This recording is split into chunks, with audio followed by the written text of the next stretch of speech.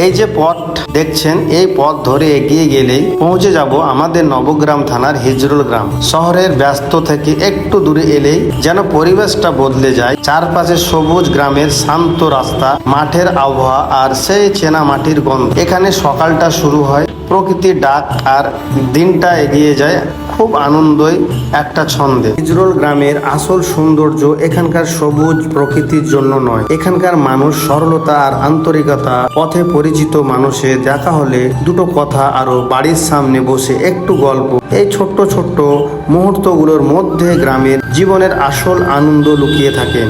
ক্যামেরায় যতই এগিয়ে যাচ্ছি ততই মনে হচ্ছে গ্রাম মানে শুধু একটা জায়গা নয়, গ্রামের মান শিকড়, যে শিকড় আমাদের বারবার নিজের মাটির কাছে ফিরিয়ে নিতে আসে।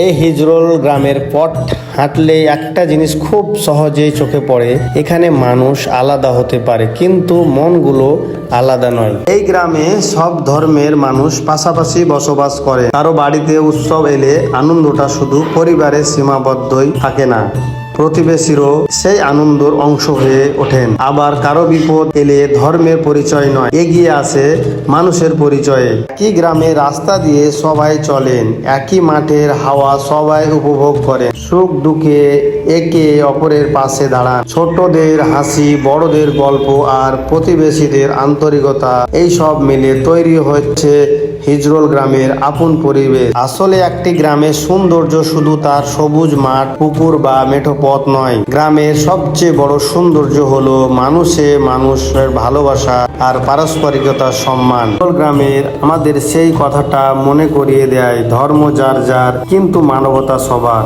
এই সম্প্রতি, এই ভালোবাসা আর একসঙ্গে পথ চলার গল্পটাই হিজরুল গ্রামের সবচেয়ে সুন্দর পরিচয়।